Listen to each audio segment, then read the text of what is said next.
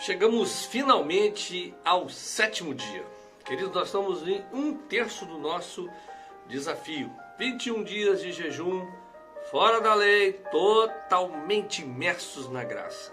Se vocês que ainda não começou, começa hoje, não tem problema.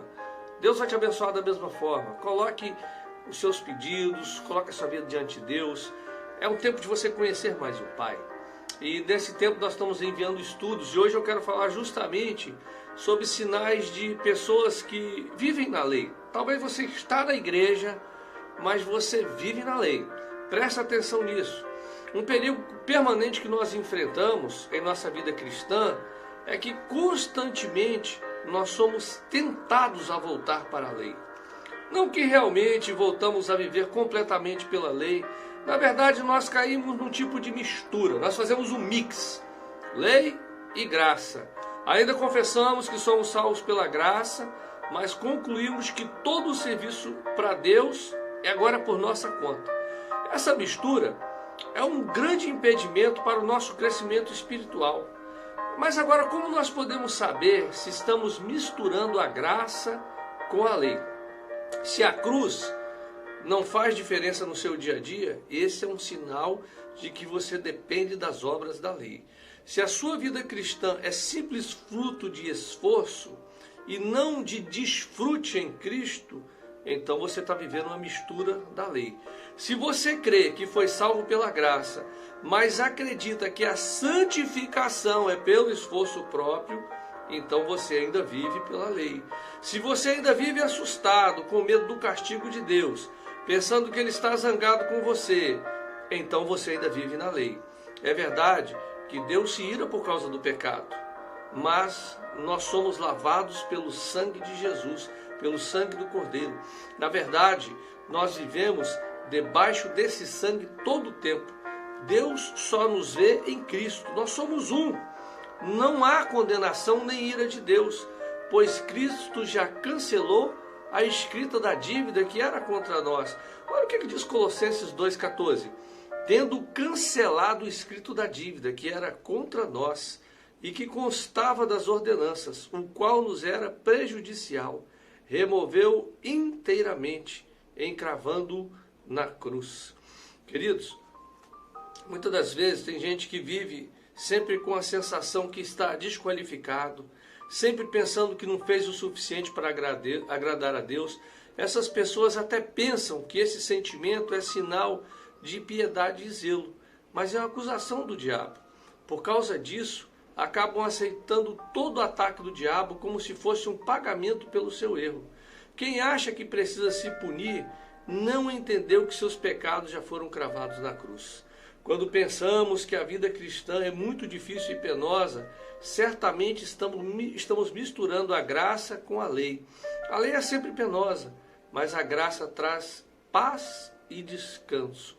Por último, eu quero mencionar aqueles que concluem que já esgotaram a paciência com Deus, já cometeram tantos pecados, tantas vezes, que Deus os abandonou, que Deus não quer mais saber dele. Queridos, Deus, Ele é amor. O fato é que, em seu conceito, apenas as pessoas boas merecem receber graça. Mas isso é uma contradição, pois a graça é justamente para quem não merece. Porque se você merecesse o favor de Deus, não seria graça, seria lei. Mas como você não merece, é graça. Eu queria falar um pouco sobre esses sintomas, para você ver se você está dentro de algum deles. Primeiro, o orgulho. Se penso que tudo depende do meu merecimento, quando tenho algum sucesso, preciso me gloriar nele, pois é fruto do meu esforço. Se minha bênção é fruto do meu merecimento, então eu passo a me julgar melhor do que aqueles que não são tão abençoados quanto eu. Olha só o que Paulo diz em 1 Coríntios 15, a partir do verso 9. Porque eu sou o menor dos apóstolos, que mesmo não sou digno de ser chamado apóstolo, pois persegui a igreja de Deus.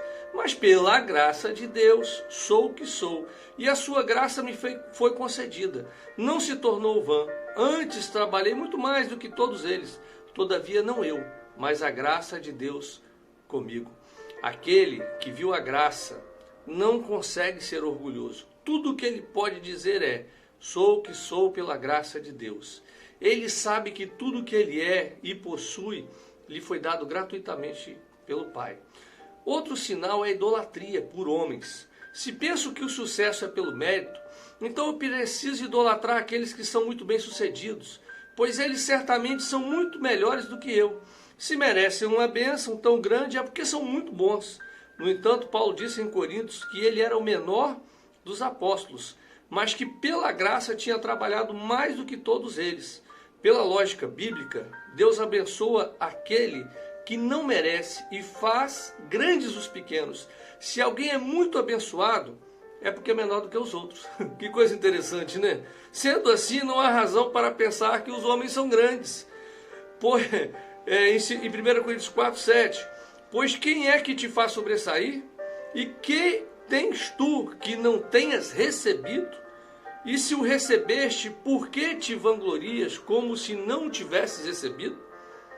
O fato de ainda andarmos à procura de homens, tratando-os como se fossem um tipo de guru, apenas mostra que ainda não vimos a graça de Deus.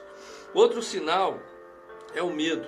Se penso que sou abençoado, se mereço, então eu estou sempre com medo de Deus me avaliar e me reprovar. Se sou reprovado, Ele não vai me abençoar. E o resultado é que ficarei na mão. Querido, essa é a razão porque muitos irmãos vivem constantemente sobre tensão, sobre medo. Se não possuem nada, vivem angustiados, tentando merecer a bênção de Deus para lhe crescer e prosperar. Mas quando prosperam, ficam angustiados com medo de perder.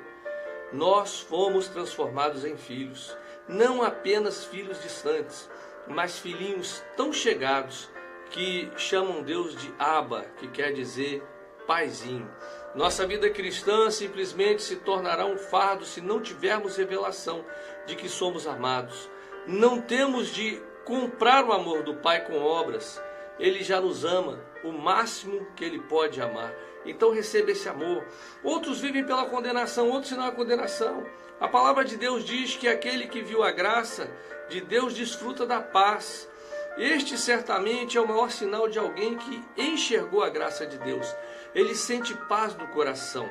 Olha o que Romanos 5, a partir do verso 1 diz: justificado, pois, mediante a fé, temos paz com Deus por meio de nosso Senhor Jesus Cristo, por intermédio de quem obtivemos igualmente acesso pela fé a esta graça na qual estamos firmes.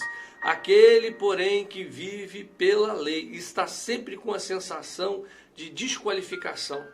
O inimigo o acusa constantemente, mostrando-lhe o quanto ele está fora do padrão de Deus e que por isso mesmo não pode ser abençoado. Aqueles que andam pela lei, ou seja, que buscam merecer a bênção de Deus, não conseguem ter fé para receber coisa alguma. Isso acontece porque olham para si mesmos o tempo todo para encontrar algum mérito. Quanto mais olham, menos fé têm. Outro sinal é a escravidão do pecado. A palavra de Deus afirma enfaticamente que o pecado não mais terá domínio sobre nós, porque não estamos debaixo da lei e sim da graça de Deus. Romanos 6,14 diz: porque o pecado não terá domínio sobre vós, pois não estáis debaixo da lei e sim da graça. Queridos, quem experimentou a graça de Deus não vive no pecado. Não vive, não peca. Você pode dar uns deslizes de vez em quando, porque faz parte, mas por isso nós temos o nosso advogado, Jesus Cristo, que nos cobre com o seu sangue. Mas quem está na graça não vive no pecado. Quem está na lei vive no pecado. Outro sinal é a passividade. Na primeira carta de Paulo aos Coríntios, Paulo diz que trabalhou mais que todos os outros apóstolos. Ele fez mais não porque fosse melhor do que os outros, mas por causa da graça que ele recebeu.